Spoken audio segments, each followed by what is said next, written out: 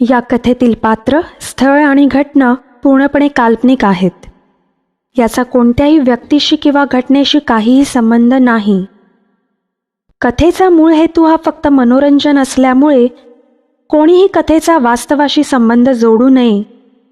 जर एखाद्या व्यक्तीशी किंवा घटनेशी संबंध आला तर तो केवळ योगायोग समजावा.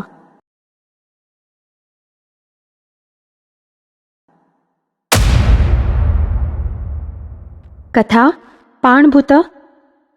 लेखिका वाचक स्वर सुजाता पंकज पाटील. भाग 14. तुझ्या प्रश्नांची उत्तरं. पण अंधारात आणि टॉर्चच्या थोड्या थोडक्या उजेडात नीट असं काही दिसत नव्हते. पण मला ते वाचायची इच्छा होऊ लागली. मी गुपचूप दरवाजा उघडला, बाहेर वरांड्यातली लाईट लावली आणि पुन्हा दरवाजा अलगद आवाज न होता लावून घेतला. मी वरांड्यात एका बाजूला बसण्यासाठी गेले. एक नजर मागे असलेल्या दर्ग्याकडे गेले. एक थंडगार वाऱ्याची झुळूक मला स्पर्शून गेली. मी काही सेकंदासाठी डोळे मिटले. आजूबाजूला थंडावा वाढल्याची जाणीव मला झाली. तसं मी माझी ओढणी अंगाभोवती गुंडाळून खाली बसले. त्याच पानाजवळ बोटाने बंद केलेली डायरी मी उघडली. मी वाचायला सुरुवात केली. या पानावर दिनांक नव्हती. लिहिलं होतं, तुझ्या प्रश्नांची उत्तरं. एकदा गावातून रात्री एक जुनी मोटार कार भरधाव वेगाने गावाच्या बाहेर पडत होती. जणू तिला वाटत होतं की कुणीतरी तिच्या मागावर आहे. त्या कारमध्ये गावातील 4 व्यक्ती बसले होते. 2 पुढे, 2 मागे. त्यातील 2 तरुण, 2 वयस्कर. त्यांच्या कारच्या डिकीमध्ये असं काहीतरी होतं जे त्यांना बक्कळ पैसा मिळवून देणारं होतं. ड्रायव्हर सीटच्या बाजूला बसलेल्या वयस्कर माणसाने हातातील मनगटावर असलेल्या घड्याळाकडे एकदा पाहिलं. 3 वाजले होते. चौघही घामाघूम झाले होते. कारणच तसं होतं. कारण डिकीमध्ये ड्रग्ज आणि दारूचे कॅन होते. त्यामुळे ती कार सावधपणे अंतर तुडवत हायवेला लागली. 5 वाजायच्या आत त्यांना काहीही करून इच्छित स्थळी पोचायचं होतं. 2 तासांचा अवधी आणि इच्छित स्थळ एका तासावर असतानाही कार तुफान वेगाने धावत होती. रात्रीच्या गस्तीवर असणारे पोलीस न भेटावेत एवढाच त्यांचा मनसुबा होता. खरं तर रात्री जरी रहदारी कमी असली तरी पोलिसांना माहीत असल्याने ते अशा भागात फिरत असत. त्यांचे खबरी अशा भागात तैनातच असत. म्हणून अशा मालासकट पकडले जाण्याची भीती असल्याने तिथे पटकन पोहोचण्याची घाई असते. एकदाचा माल गिऱ्हाईकाकडे सोपवला की काम पटते. त्यांचं नशीब चांगलं होतं, त्यामुळे त्यांना कुणीच अडवलं नव्हतं. गाडी एका घराजवळ पोहोचली. घर 2 मजली होतं. समोर मोठं गेट होतं. पण गाडी गेटातून न जाता सरळ घराच्या मागे गेली. मागे एक शटर होतं. ते शटर बाजूला भली मोठी 2 झाडं लावून लपवण्यात आलं होतं. पण काही वेळात ते शटर उघडलं. गाडी आत गेली. शटर बंद झालं. गाडीतील माणसे उतरून डिकी उघडू लागली. आजूबाजूला गारवा होता, कारण ते एक स्टोर रूम होतं जे घराच्या बेसमेंटमध्ये होतं. त्या बेसमेंटमध्ये आधीच काही लोक तयारीत उभी होती. त्यांनीही डिकीतील सामान उतरवण्यास सुरुवात केली. तेवढ्यात तिथे एक 40शीचा व्यक्ती गाडीतील 2 वयस्कर व्यक्तींजवळ आला आणि हात पुढे करून हँडशेक करू लागला. त्या वयस्कर व्यक्तींमधील एक माणूस त्या 40शीतल्या माणसाला म्हणाला, चार्ली, हे आमचे बॉस आहेत, मिस्टर एन. चार्ली म्हणाला, ओ सर, प्लीज आत चला, आत बसून बोलू. आतील एका रूमचा छोटा दरवाजा उघडला गेला. दरवाजा छोटा असला तरी आत रूम मोठी आणि आलिशान होती. चार्ली म्हणाला, मिस्टर एन, तुम्हाला भेटण्याची एवढ्या वर्षांची इच्छा पूर्ण झाली. इतके वर्ष तुमचा फक्त आवाज ऐकला होता, आज भेट झाली. असं म्हणत चार्ली दुसऱ्या माणसाकडे वळला. त्याला म्हणाला, मिस्टर ए, तुम्ही आमच्या मेहमान नवाजीचा उपभोग कितीतरी वेळा घेतलात. आज मिस्टर एन सुद्धा बघतील. आम्ही आमच्या मित्रांना इथे ठेवतो, इथे. असं म्हणत त्याने आपला हात छातीवर डाव्या बाजूला 2दा मारला आणि त्याने समोरच असलेल्या बार टेंडरला इशारा केला. बार टेंडर काही मिनिटातच कॉकटेल्स तयार करतो. आणि ते ट्रेमध्ये घेऊन एक स्टाफ मेंबर येतो. चार्ली त्या दोघांकडे पाहत म्हणाला, sir please have it, cheers. हे शब्द 3दा बोलले गेले आणि ग्लासांचा आवाज झाला. मिस्टर एन म्हणाले, चार्ली, एवढा वर्ष एकमेकांना न पाहता आपण व्यवहार करतोय, पण एकदाही मला कुठल्याही तक्रारीला तू जागा दिली नाहीस. काम एकदम चोखपणे पार पाडतोस. खरंच तुझं कौतुक आहे. माझे कितीतरी डीलर्स स्वतःच्या चुकीमुळे कधी ना कधी पकडले जातातच, पण तू एवढे वर्ष पोलिसांना मात दिलीस. चार्ली म्हणाला, सर, माझी मोडस ऑपरेंडीच तशी असते. कुणीही मला पकडू शकत नाही आणि ते सगळे दिसू लागतात. आणि हवेने डायरीचे पान पलटले गेले. सगळं चित्र जणू डोळ्यांसमोर उभं राहिलं होतं. वाटतच नव्हतं की मी वाचतेय. असं वाटत होतं जणू सगळं सत्यात घडतंय. पुढचं वाचण्या अगोदर माझ्या मनात प्रश्न आला, यात कुणाच्या कुठल्या प्रश्नांचं उत्तर दडलंय? ही गुरुप्रियाची डायरी किती रहस्यमय आहे. मला सारखं वाटू लागलं की या गुरुप्रियाला भेटावं, प्राजक्ता काकूंकडून तिचा काही कॉन्टॅक्ट नंबर किंवा पत्ता मिळतो का हे पाहावं. तिच्याशी बोलल्यानंतरच हे सगळं गूढ उकलेल. डायरीची पाने झरझर हवेने पलटू लागली. कुठल्याशा पानावर नजर स्थिरावली. तिथे लिहिलं होतं, कर्म जेव्हा वसुलीला येतं तेव्हा कोणाचाच वशीला लागत नाही. कर्माचा हिशोब अचूक असतो. अन्याय करणाऱ्याचे दिवस उरले काही. आणि डायरी पटकन बंद झाली आणि हातातून खाली पडली. कारण कुणीतरी मागून माझ्या खांद्यावर हात ठेवला होता. मला काही समजण्या आणि मी सावरण्याआधीच माझी तंद्री भंग पावली. तो हात हेमाचा होता. हेमा म्हणाली, रात्री अपरात्री काय आहे तुझं इथे? ही वेळ आहे का वाचत बसण्याची? घे ती डायरी आणि चल आत. मी काहीच न बोलता ती डायरी उचलली आणि आत झोपण्यास निघून गेले. आत येताच मी डायरी माझ्या बॅगेत ठेवली. हेमाची बडबड चालूच होती. ती तोंडातल्या तोंडात बडबडत होती. हेमा म्हणाली, हिला नक्कीच दर्ग्यातल्या भूताने पछाडलंय. मी म्हणाले, काय बोललीस? हेमा म्हणाली, काही नाही, झोप आणि मलाही झोपू देत. आणि पांघरून घेऊन हेमा झोपली. मी सुद्धा झोपण्याचा प्रयत्न करू लागले. पण कधी कधी वाटतं माझा सर्वात मोठा शत्रू माझं मन आहे. मला कधीच शांत बसू देत नाही. तरीही मी या मनाचं ऐकणार नाही असं ठरवून झोपण्यासाठी प्रयत्न करू लागले.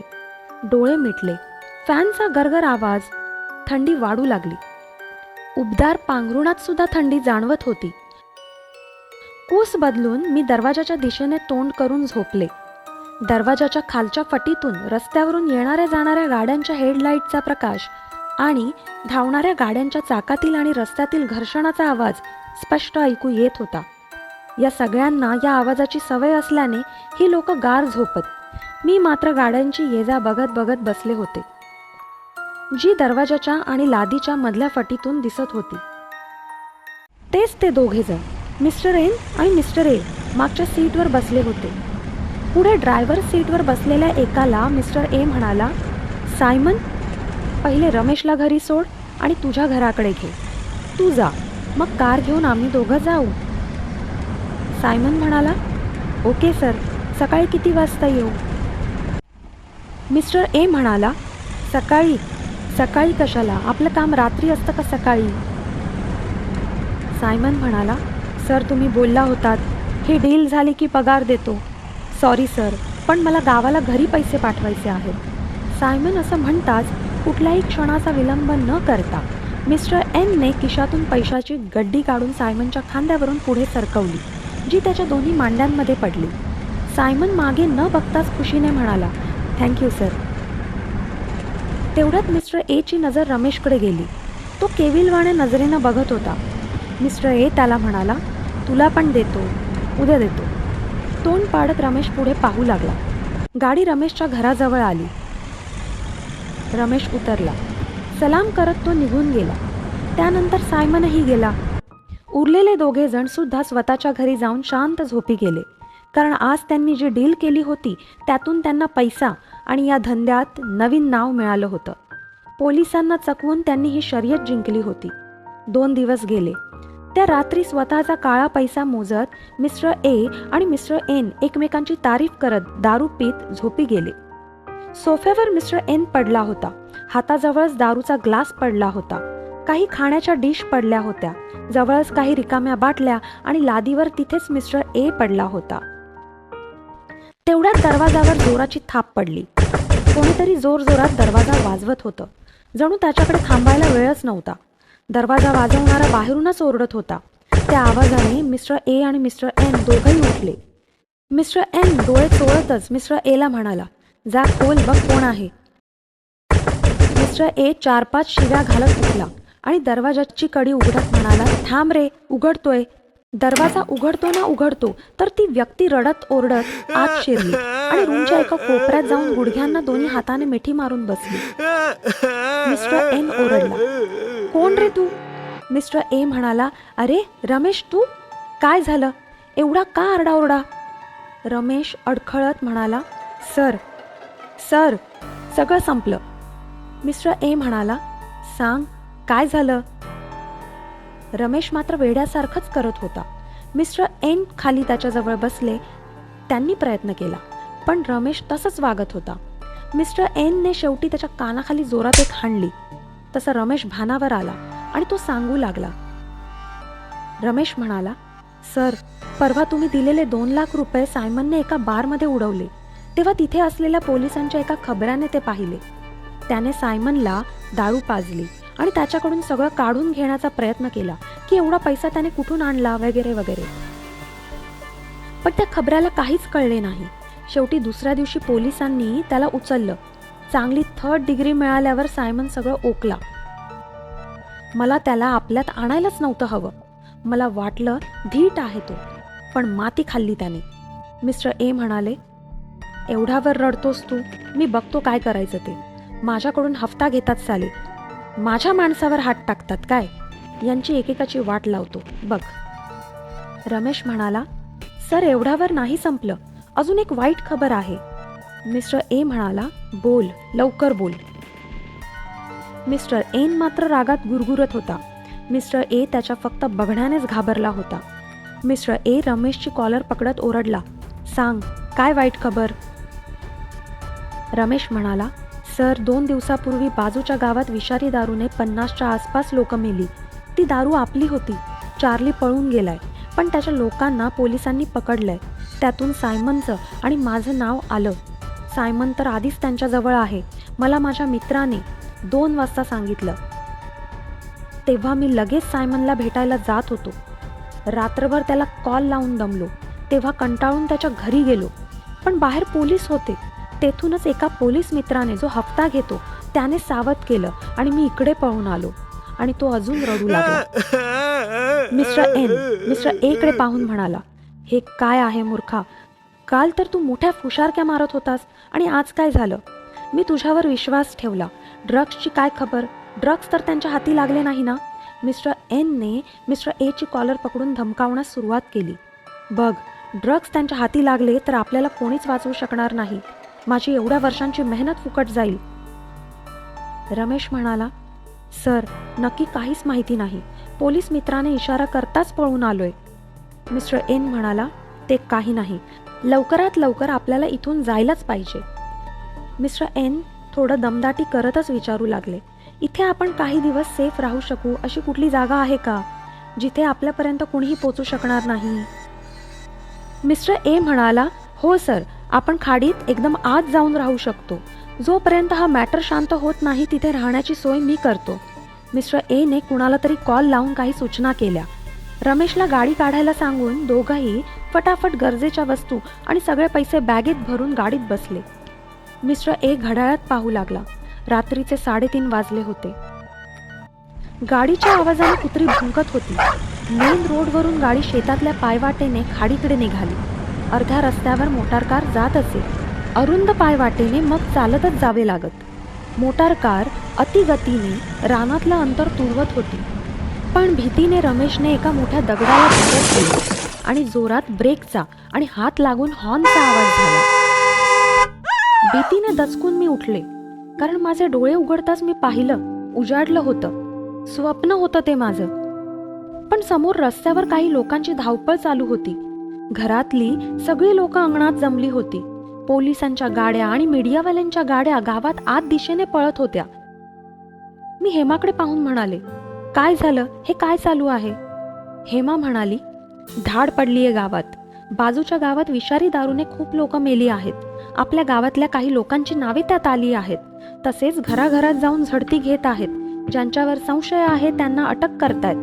ज्यांचा दारू बनवण्याचा व्यवसाय आहे त्यांना सगळ्यांना चौकशीसाठी पकडतायत. मी मात्र आश्चर्याने म्हणाले, काय? विषारी दारू? हे तर काल मी गुरुप्रियाच्या डायरीत वाचलं होतं.